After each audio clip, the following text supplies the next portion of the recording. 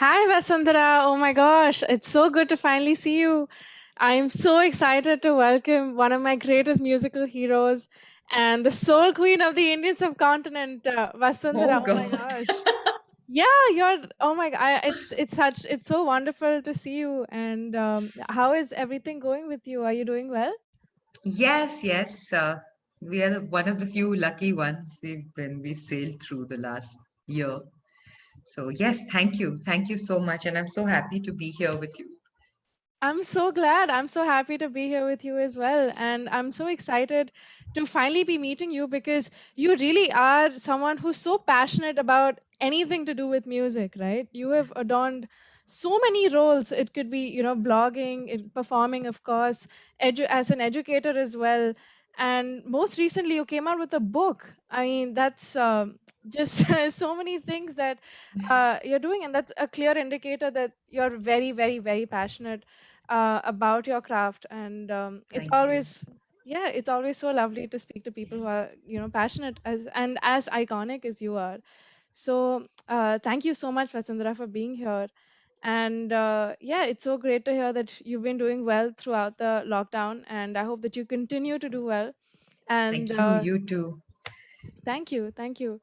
And so Vasundhara, just first off, just wanted to know your thoughts about, what the purpose of Her Tempo is, and the situation in which we are trying to promote female musicians and trying to get them to have equal opportunities, in the music industry. Do you think that has now? Obviously, you spent a long, long time in the industry and you've seen it progress. Do you think that it's getting better every day and we could possibly reach a point where men, women, non-binary people were all at par when it comes to making music?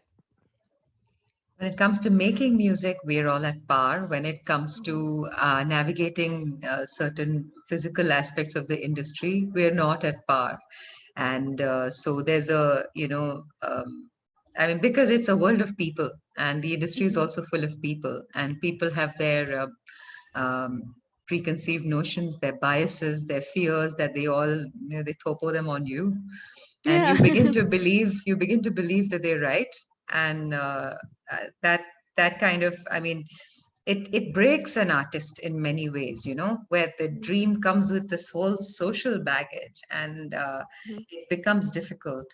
But thanks to platforms such as you, who are actively choosing to speak about it and speak about at least giving people a sense of a community that's ready to walk the extra mile together, Mhm. and that's all it takes, and we walk enough miles, and I think people stop doubting us that much.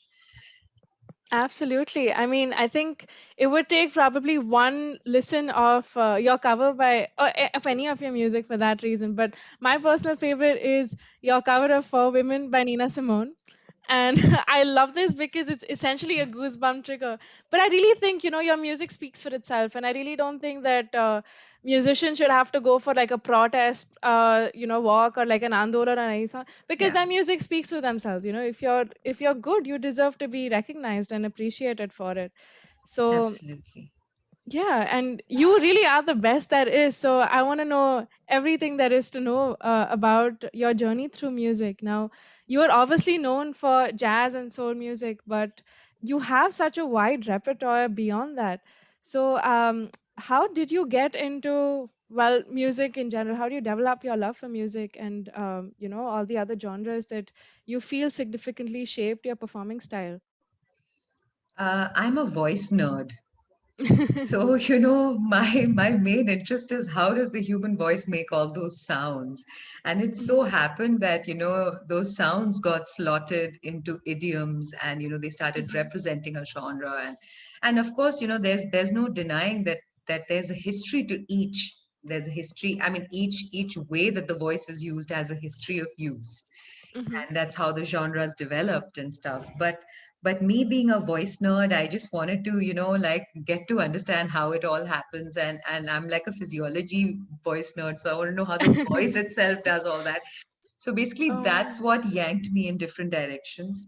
I started out in the choir, and mostly we would, have gospel repertoire or pop repertoire, sometimes even Mhm. choral jazz repertoire, such as Manhattan Transfer and the Blenders and New York Voices, that kind of jazz repertoire in the choir as well. So Mhm. that was basically the world that I came from, and I was born in '86. So it means that all the goddesses of the time when I was growing up were Mariah Carey and Christina Aguilera and Whitney Houston, and Of course. They're so timeless. Yeah, they'll always be goddesses.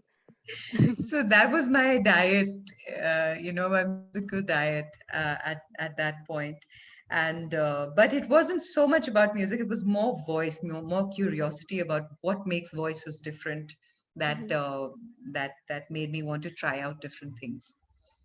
That's so cool. I love that you approach this as a scientist of sorts, and really, this is definitely something I believe in as well. I really think that the voice is one of the most powerful instruments. Even when I think about the way that we've like gone about creating man-made instruments, whether that's string or like brass, or just we always try to classify them, but it's really the thing that's so unique about the voice is it can really do anything, if you train it hard enough and long enough and in the right manners. And you've done so many experiments on that. I totally get your perspective on looking at it as just constantly experimenting and constantly innovating with your voice, because you have done this across your performances, across your role as an educator and as a blogger. And yeah, that's really inspiring to see. And you've also performed with a number of wonderfully seasoned artists all over the world, and you've coached professionals in a number of music schools. Do you feel that jazz and blues as a genre has evolved throughout the span of your career? Do you see that it's just taken on like different flavors and different roles since you first started with the genre? Yeah, well, it exists now, and it didn't Hmm. when I started.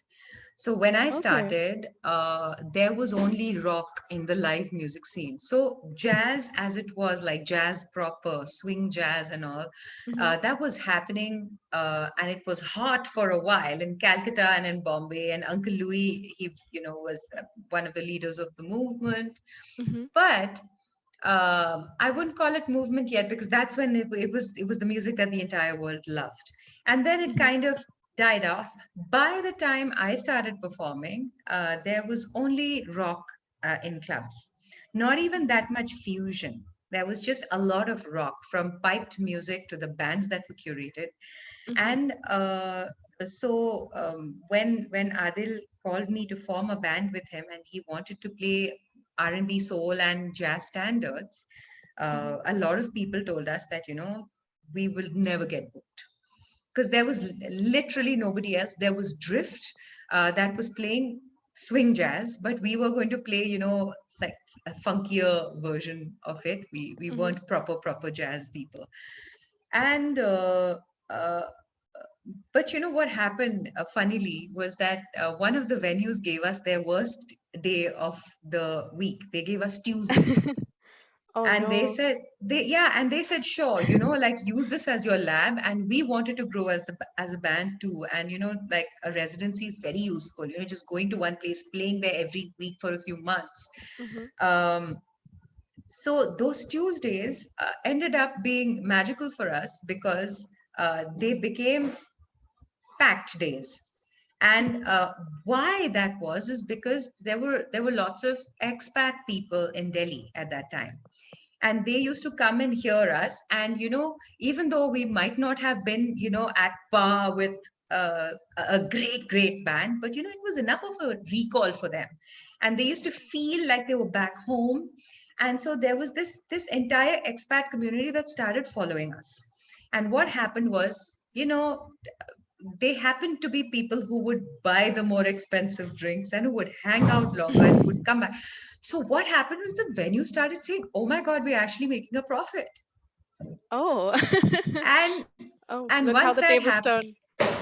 very strangely, and and the thing is that I got to know of this much, much later. It's like we were not, we just knew that we have gigs coming up, and then suddenly people are calling us with more gigs. And Mhm. we thought we were getting lucky, but I realized that it ended up making money from a different segment. And so our gigs would not necessarily look like, lots of young kids screaming and, Mhm. holding on to one breezer and screaming and flashing their phones at us.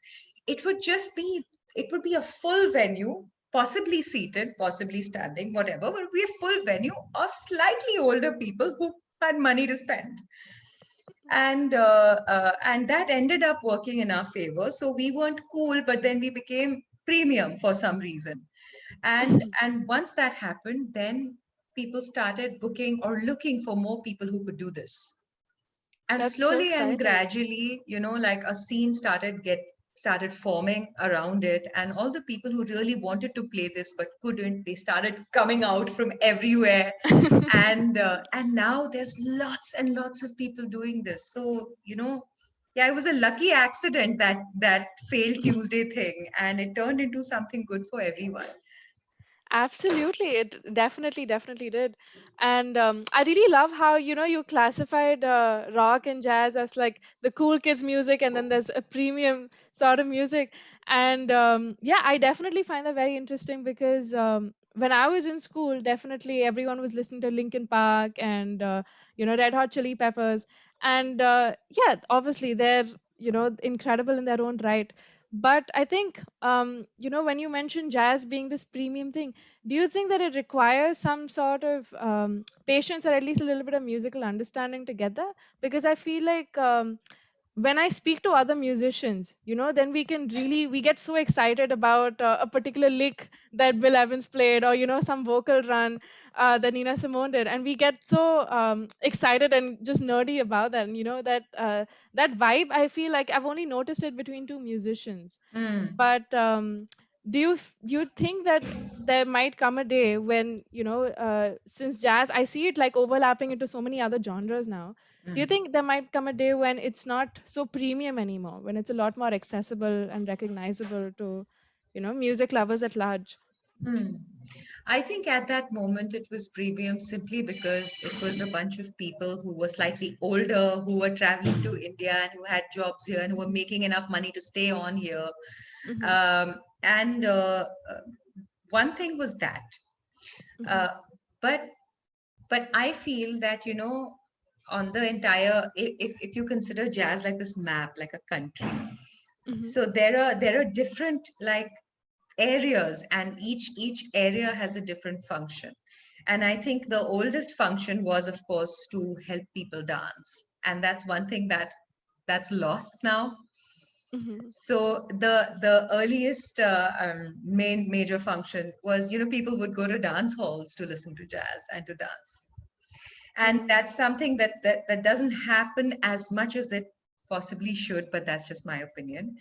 Mm-hmm. And um, and so, it, as long as it's swinging and as long as the rhythm feels really good, I Mm-hmm. don't think anybody would care about the intellectual aspect of it. I feel it has enough bandwidth to cater to everybody, and I think that's one of the things that makes that music so powerful. In fact, any music powerful, that it needs to have something for the animal part of us that wants to dance, Yeah. and it needs to have something for our brain, and it needs to have soul. It has to, because if it's not communicating anything real, then Mm-hmm. you can bob your head, but you won't be moved at a very kind of deep level. So it needs all those three aspects, all those three elements. And I feel that's why, it's like abstract art. Either it does Oh it for you or yeah. it doesn't. No, you Mm-hmm. don't have to be like an art critic and know the history of everything and understand the techniques that have been used. Mm-hmm. It either talks to you or it doesn't, and I think that's true for music. Yeah, you're so right. Oh my gosh. And I love that you mentioned, the whole element of us wanting to dance. And I think that's very accurate because what I've noticed is when I first started to like study jazz, I hated it. I was just and I went to my teacher and I said, I don't want to do this. I'll just go back to playing Bach and Chopin. I don't understand. I have hobbit hands firstly, so my hands cannot reach that far. I do not want to do this. And so my teacher did a very interesting thing. He started making me listen to funk. So I started listening to like George Benson and Earth, Wind and Fire, and I loved that music, and I wanted to dance to it, and I still dance to it. Right. And what I realized was that was just a kid version of jazz, but it's still fun, and and you love to dance to it. And once I got introduced to that, loved jazz. I just enjoyed. So I really loved how that was my entry, but Mm. into the world of jazz. But yeah, I totally agree with you. You're right that it needs to appeal to your heart, your mind, your soul. Yeah, And and George Benson is a great example of that because, like, I Mhm. don't think his music was basic in any way. It was just such virtuosity and so much soul and, and groove and vibe. It was just everything. Absolutely, yeah. I love that. I mean, yeah, and with even with vocals, I mean, it's really wonderful how you we often used to think that, oh, if you're a pop musician, then you can't really do too many runs, and you just have to keep it like simple and boppy. But jazz can be like can have complicated runs and still be very headbang worthy. I feel at Oh, times, yeah. especially with your music. Yeah. So yeah, thank you so much for pointing that out. Now, this podcast is called Her Tempo, so I'm really curious as to who your musical influences are in music or otherwise, because you definitely are someone who's influenced this entire generation. I mean, when I see a lot of the female indie musicians today, they all look up to you so much, and I all like including me, and for right reasons. I mean, you really are a gem and such a role model for all of us. But yeah, let's ask the role model who your role models and influences are. Thank you. I don't think I deserve such nice words, yeah. But as far as my role models were concerned, as I said, I started out listening to the divas, Mhm. and uh, what I can safely say is that the music community was more like a role model to me than an artist because at that point, when I started getting into music, we didn't even have YouTube and we didn't have access to stuff. There was a bunch of vinyl at home and then there were CDs after that. But there was it's the music community that would guide your hearing and that would say, check this out. There was this mm, I had gone for a recording and I had bombed that recording. I had done a horrible job. But Neil was very, very kind and he said, hey, I can hear like there's this gap in your hearing. And Mhm. so he played a couple of chords and he said, why don't you just sing whatever comes to you? And then he played another set of chords and he said, um, and what about now? And I was stumped, because I was really uh, I was relying on stock runs, stock melodies, and my ear hadn't really opened up uh, to the extent that it could have or should have. So then he said, "Hey, listen to he sent me some tutorials."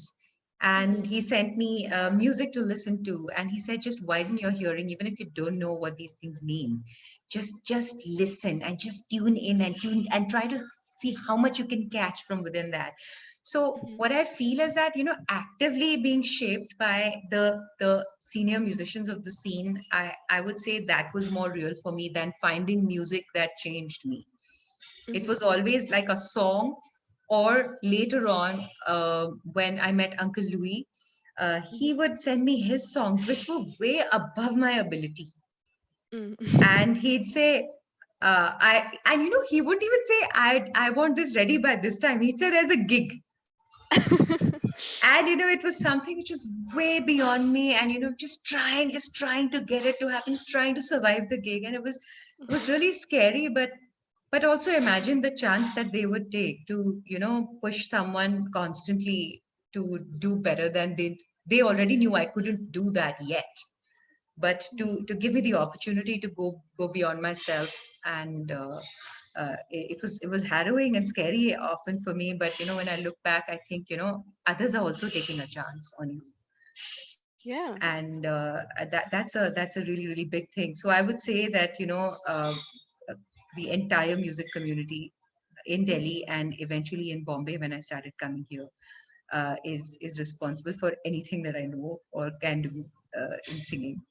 And otherwise, man, I love everybody. I love all sorts of voices, from Steven Tyler to Leanne Lahavas to, Oh, she's I don't lovely. know, everybody. I Mhm. just Yeah, I it's a think. good age for jazz and soul, and yeah, I agree with you. I love that you talked about this relation as a Star Wars nerd. It really sounds like a Jedi Padawan sort of situation. And yeah, thank you for highlighting that it's very important to, when you associate yourself with the right people in music, you grow that much exponentially, right? And yeah, it's so cool that it's wonderful that Adil and Uncle Louis and Neil, they identify that you have this vigorous amount of talent, and they just by pushing you, like, just little by little, and now you've blossomed into this wonderful icon. And it's really cool that the industry can do that, and that it's so, wonderfully tight knit and so positive and constantly progressing. So that's a really, really beautiful thing. Yeah, Um, and these people, I mean, there's a lot of the industry that we should be complaining about, but then there always in every generation there are pockets of people who are ready to push uh, mhm, those that they think want to be in the running for like pushing at least music forward. So mhm. that's always going to be there, and I think we need to also just identify those individuals and grow our ecosystems around them. That's so true. Yeah. Having said that, let's complain a little bit about the things of the music industry in the spirit of having things improve and empower everyone around us. So, and I really can't think of anyone better than to ask you this question, because obviously there are a lot of stereotypes about artists facing difficulties in the music industry. But personally, as someone who is so incredibly well established, have you ever felt a certain amount of pressure to fit into a particular role in the industry, whether it's just as a diva, which is a label that they use for female musicians? I don't understand that at all. Or just as a jazz and blues, so exclusively a jazz and blues singer or things like that. Has that ever affected you? uh, I've had lots of well-meaning advice which I never listened to. So by well-meaning advice, it was like, why aren't you singing in Hindi? And I'd be like, I don't want to do, I don't want to be disrespectful for it to an entire art form. And I haven't put in the hours, and then I just start doing something just because I can speak the language. But you'll never make it, doing the kind of stuff that you do, or you need to look a particular way, you need to create an image of yourself in a particular way. And whenever I'm faking it, it shows too much, and I can't deal with that. But these have been things, these little well-meaning whispers in my ear, constantly, pretty much constantly. Mhm. And I can say that I internalized them to an extent, and it was scary and demotivating, because I wanted to exist the way I wanted to exist, and I wanted to sing the manner that I wanted to sing. Otherwise, what's the point? Mhm. So yes, there is a lot of that, and generally, as in terms of a notion of how a woman should be if she's a singer or a performer, Yeah. right? And that is extremely problematic. Oh, for sure. Yeah. And so I tried not to listen, and I think what helped was that, because I was not super glamorous and all of that, people would, I think, this is my I think people would just turn up to listen because that's And that's all that was on the table. That was all that was promised. yeah, and that's how it should be. If you're a professional and you're offering, as a musician, if you're offering a service, it's the service that they're going to come for. You're not going to come to a restaurant because of what the chef looks like, right? You're going to go there if the food is good. So Yeah. So that's also the basic confusion, because people don't know exactly what they're being served. mhm, And the musician himself is, and it's not just about women. Men have this problem saying, I would have got much more appreciation had I been a woman. oh goodness. Men complain about that, and women have their own set of complaints.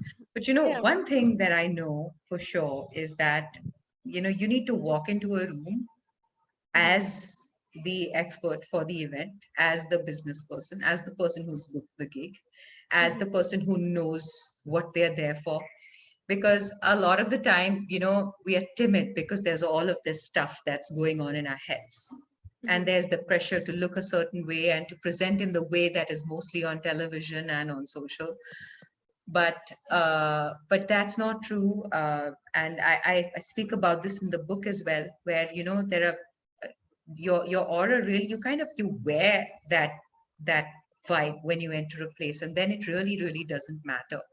mhm. And that's when a lot of the things that work against women, the sort of, okay, let's get ugly. So some of the um, people that I've trained, who eventually became my friends, they went for a gig to a well-known venue, and the venue said, "Oh, but you don't look like your pictures." What? It's not a date. What kind of a response is that? Correct. My God. Correct, because of the confusion of what's being served. So if they don't know what you're going to be singing or playing, but based on a couple of profile pictures, they've Mhm, picked you. And then the same person called me back a few months later, said, they said that they canceled my gig and said they booked somebody else who was a little younger and prettier than me. oh my Okay. God. Now, of course, Oh I my want to God. go and slap that venue. And of course, I've never played there because I generally don't like their artist booking policies. But but the thing is that this happens, and then the way it got to her was Mhm. horrible. It depleted her for a while, Yeah. and Oh my God. so all of that is a problem. But that can be countered right in the moment when you are that clear that, Mhm. hey, I'm here to sing, and if you don't know what I'm here to do, then you haven't done your job in picking me. And if you think I'm one Absolutely. of 10 pretty faces, then too bad for you. Absolutely. It's ridiculous that venues are asking for, what a person looks like when it comes to a musical gig. I feel like music is such it's so many things. It can be a wonderful religious experience. It can be just a moment to just let yourself go and just have a good time. And the last thing that it should be is something that makes you question your own self image or something that makes you doubt yourself. Music does the opposite of that. Yeah. And it's disgraceful that we have venues here in India where apparently the woman is so sacred, and we have so many things going on when it's Women's Day. But yeah, it's ridiculous that someone's asking you to leave because you don't look like your pictures. That's absolutely unacceptable. And yeah, I'm glad that I really hope that your students went on to shine and just completely ignored this absolutely atrocious incident. Oh, yeah. And yeah, and I really sincerely hope that this venue learns from their mistakes and tries to widen their mind a little bit, just the slightest bit, because yeah, that truly is it's their loss. Honestly, they're missing out on some really good music if that's their mindset. Yeah, and I think this lack of clarity also applies to venues, because, they are also kind of, many venues are not clear as to what type of music they should be booking. They're just thinking that the band is going to get in a few extra people through the door. So, it's like two people that are trying to piggyback on each other, but both are kind of needy. Mm-hmm. So the band doesn't know how exactly to show up, the venue doesn't know how exactly to book, and what the whole purpose of the evening is. And that's why it's a hit and miss, because some days it'll be a hit gig, some days it won't. Mm-hmm. And uh, uh, and so I think even in terms of venues, they need to become a little clearer. Mm-hmm. um, and uh, uh, and then the bands that fit are going to find regular work in those places, and it's just going to be easier for everybody. Because Yeah, you're absolutely some right. people are serving image and music, some people are only serving music, and some people are only serving image, and that's fine. They're three valid things, because there is such a thing as famous for the heck of being famous. There is Yeah. such a thing as that. So it's okay Mhm, as long as we're all sure, that mhm. this is what we are serving. And then, you kind of link yourself to the venues that do exactly that. If you're only image, then go to places that are okay about only that. That's okay. Yeah, that's true. I completely agree with you. And you're right. I think there definitely needs to be a better mode of communication between venues and artists, right? So everyone is satisfied and everyone is clear about what they're getting. So I definitely think that not just in the music industry, but at large, if you're in the hospitality or in the entertainment industry, it's important to have these communication standards set. So, to that extent, we are actually launching something called Gang, which is Girls and Gigs, in which we will be speaking to venues. We'll be holding certain workshops with them to make sure that one, their gigs are safe for women, because that is definitely a place for a lot of potential violence and assault and those sort of things. We will also make sure that the venues are respectful of the female artists, and that they're offering equal opportunity for not just women, like female performers, but sound engineers, artist managers, equal adequate diversity in that field. So yeah, I really hope that that is able to bring about a little bit of change in the field. But Yeah. And I think the tone of the relationship is always set during those first couple of phone calls and during the first email, that must contain all the terms and all the riders. mhm. Because when that doesn't happen, then the tone is all funky. Yeah, you're right. And that's when you'll have to explain what you expect from your client, Hmm. because they won't know. So it's almost like setting your boundaries before you get into a relationship, which is the gig Hmm. or the series of gigs. So it's very important for women also to develop a language around this. And Yeah, a written language, a spoken language, a language around saying no, a language around saying I'm offended without getting, without recoiling or feeling afraid. But at a culture level, as at a music culture, community culture level, we need to develop this, that's for sure. absolutely. Thank you so much for saying that. And yeah, you're absolutely right. We need to, one, be aware of our rights, and definitely women. I really hope that any women listening to this podcast, or even any men, like, don't be afraid. Stand your ground. And if there's something that's making you uncomfortable, you should absolutely like know your rights and yeah, demand them. Just all of so much of empowerment going on here. I really love it.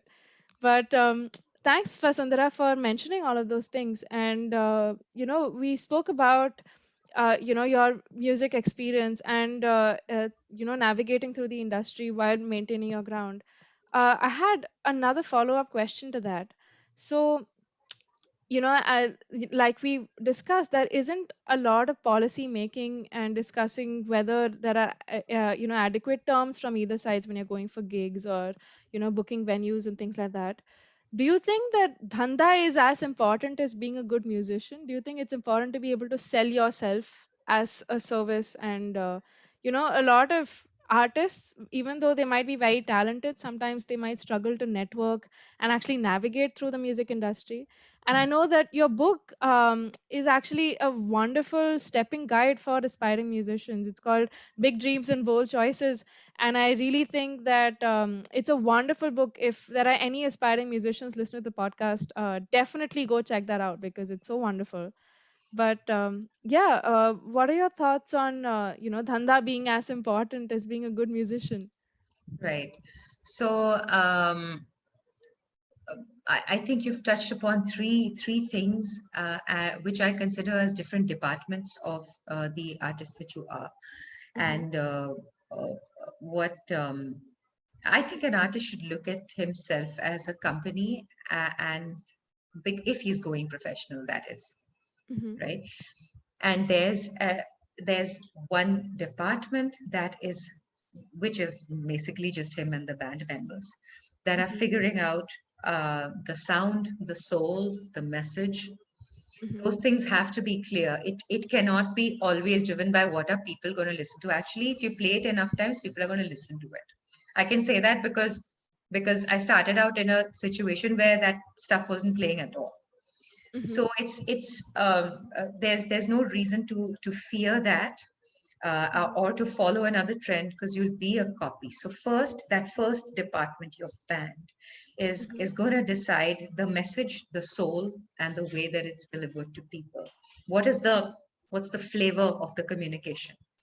So Mhm. I love to say this to even to my students. If you think you're a rebel, you can be a closed-eyed singer-songwriter rebel, and you can be a screaming kind of, rocked Ozzy out kind Osbourne. of. Yeah. Yeah, there are all those. There's an entire range in which you can. So what's the flavor? What's the point? What's the message? What's the flavor? And is there soul in it? Mhm. Number two, is the band skilled enough to sound sickeningly good? Mm. So is one mistake of the three departments that you're going to talk about. The Mhm. first mistake is that the band is not ready yet. And then what happens is, because they aren't tayyar, and they don't know how to grab people, even if it's a ballad. Yes, there are moments to you are playing with energy at the end of the day. Mhm. So you don't have to be like a loud, jumpy. A lot of people think you have to be that in order to Mhm. entertain. But Mhm. you don't. You just have to be compelling, and you have to be really good at what you're doing. So the Mhm. band needs to become a little self-aware and decide whether they are good, Mm. because that already cuts out a lot of the bullshit. A lot of the That's true. time, if the band or the singer or whatever it is, any element of the band is not tayyar, then price becomes a point of discussion, and Mhm. then image becomes the only thing, right? So you want to weed away those things as differentiating factors, just because you bring something really special to the table. So that Mhm. is about the skill and about the music itself. After Mhm. that, of course, now there is the business aspect, and this is something I've been very bad at, because I've just not been woke to the concept of marketing myself. So, but you need to think of it as a department. Either some people of the band kind of decide that they'll be part of that, and eventually, as you grow and as your revenue grows, then you bring in more people to do that. But that's the part that um, chronicles everything that you do, so that there's like a growth graph on the internet, and Mm. people know, and there's a history behind you, and people understand who you are once they kind of see 2 3 4 links, and then so there's a story that in Mhm. itself is narrative, a narrative, because you've got a story that's in your control that you've put out. Mhm. Then, of course, recording as much as you can, something I don't do enough. And doing PR runs when is the right time to do it. Mhm. So these are as figuring out what is a good um, what good brand association would mean for your band. So it doesn't mean just landing gigs everywhere, but Mhm. landing the right gigs at the right venues who believe in the same things that you do, and your music enhances them, and you playing there helps you get your audience. So you Mhm. want to understand all of that. And so you want to associate with the right people, and you want to chronicle your growth in the right way. But the starting point needs to be shockingly good already. You don't Mhm. have to be the best in the world, but you have to Mm. be really, really good. You need to be shocking. Mhm. And uh, and then the last thing, of course, is about is the thing you mentioned about networking. And Mhm. and what I've noticed is that people take people don't know whom to network with. They just think that they need to keep tagging people who are more popular than them, or keep meeting people, or like keep attending parties and stuff. But see, Mhm.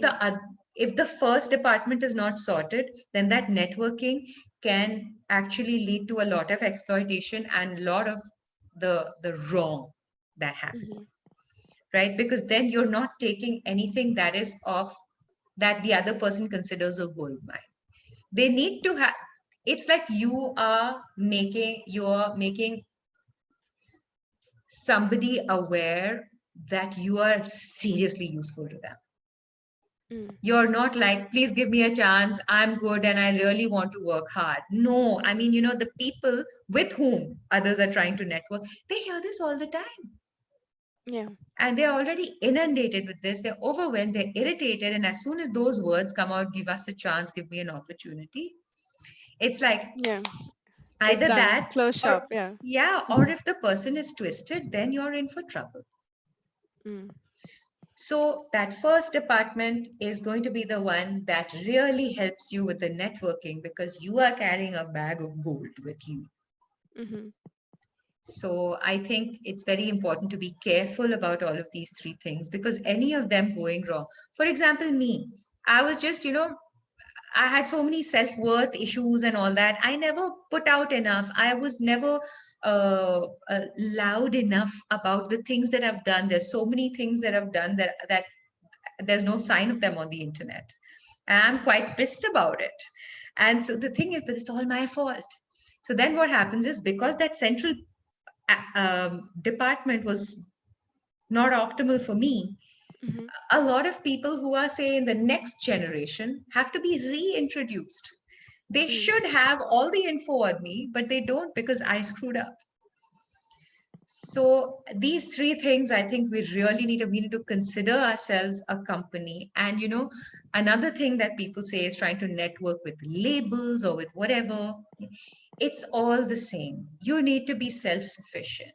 You need to Mm. have your shit in order so that you're going as an equal and you're not going as somebody who really needs that opportunity and is willing to sign a contract that's not optimal, that's not Mm. respectful of your rights. So that they could be any number of things. And Mm-hmm. that and people sign away their identity, people sign away their artistic rights. I mean, there's so much that can go wrong. Yeah, that's very true. I think all of the things that you mentioned are so pertinent, and this is exactly what young musicians and like musicians at no matter what stage they are in their life um, need to hear, because this is exactly the you absolutely hit the core of the problems in the music industry. But you know what I find interesting is that we always talk about having just having you have to have a lot of grit in order to get into the music industry, because it's you face a lot of rejection and all of the things that you mentioned. There's so many ways to go wrong. And I find it interesting that no one ever talks about the grime and the muck, when you mentioned that like people are twisted. And there needs to be, I feel like there needs to be work done, or like whether it's that's in the form of policy making, or whether that's in the form of awareness or education of some sort. But we shouldn't allow this mark to remain and to exploit people, right? That just, I don't understand how the, like, obviously this is how the world works and it's the survival and Darwin's theory and whatnot, but it just doesn't sound right to me you know and so I want to know from you, as a woman and as a musician in the industry for so long, what sort of industry do you envision for having equal opportunity, and a place where frankly we don't have to deal with muck like this. Let's just take it out and let's just make the music industry a more inclusive and accepting place to be. How do we get there? Yeah, I might sound like a grandmother in this because, again, when I started, there was no social media, there was no Facebook, there wasn't even YouTube. Hmm. And so, at that point, a lot depended on who knew you in the music industry, who believed in you, who thought you were worth it. But now a lot of that doesn't exist. Hmm. And of course, the new way in which things work has its own challenges. But a lot of the people that could have been dangerous, that could have either shut you out or or whom you would have had to interact with, those people don't exist anymore. They don't hold that kind of power anymore. That's So awesome. in that sense, yeah, I think right now it's more about the individual being responsible Mhm. and the individual being extremely careful and choosy and not being in a hurry. The main problem is young individuals being in a hurry to get famous just because everybody has a dream to go viral rather than having a 50-year long career Mhm. and building wealth from music. A lot of the people that have messaged me have said, I don't want anything. I just want to go viral once. That's the instant And gratification that TikTok and Instagram gives you. It's yeah, unfortunate, yeah. but think about it. Sometimes people can leverage that and form a career, and sometimes people don't. And it's a one-time thing. The thing is just that we need to get that bhoot out of our head. Mm, And if you even look at what people who do go viral say, many of them have been hanging around online for 10 years, and suddenly one thing that they didn't even expect to catch on caught on. And if that's the path for you, that's the path for you. But Wendy Parr, she says this amazing thing. She's a vocal coach. She mhm. says it takes 10 years to become an overnight success, That's so true. That's a wonderful statement. Oh my goodness. because you got to Yeah, keep chipping at it, and you never know what happens. The universe is alive, yeah. and opportunity appears. I mean, the kind of opportunity that there is now, there wasn't when I was starting out. Hmm. You, There's the stage, for example. Who would have thought of an English show, singing yeah. show on television ever? No, nobody would have thought about it, but it exists now. The number of people, I think that critical mass has been reached, which is why these things exist at all. Because all the people who are checking on how many people are going to watch the show and all, and should we put all this money into it or not, they Hmm. know. And so the audience is ready. We Hmm. don't have to consider ourselves niche. There's another amazing thing that Gino once told me.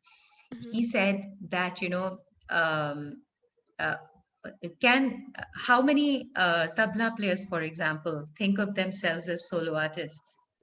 Mm. Right? You can, but many young people say they think of themselves um, as an accompanist. Of Mm. course, you can be an accompanist, but the point is that you can choose your identity and your role within the instrument that you have. And the central idea there is to realize that you can approach things as though you are not niche, even though you could be. Mm. That is so beautiful. I have goosebumps right now.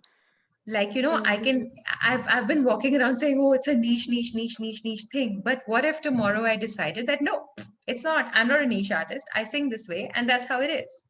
And I Mhm. think that could really be helpful to anybody who's listening to this. That let's just kind of be a little more what's the word? What's the word? Not conscious, deliberate Mm. about how we want to identify our music. And just because it's been niche before does not mean it'll continue to be so. God knows who's going to break into the mainstream soon. And then that has a ripple effect on all the independent uh, uh, events everywhere. Mhm. So, yeah. That's beautiful. And yeah, I think that just encapsulated your spirit, just be ready and be strong no matter what comes your way. Because, yeah, you're right. Music interests and genres can just fluctuate in the snap of an instant. I mean, right now we have AI that's generating music that makes me question my own music education. But yeah, you never know what's going to happen. And as long as, we identify our own journey and we keep working towards it, maybe we can get somewhere. But thank you so much, Vasundhara, for your time and for all of the wonderful wisdom you've shared. And once again, for all the musicians and for just about anyone, because this book is awesome, please check out Vasundhara's first book, Big Dreams and Bold Choices.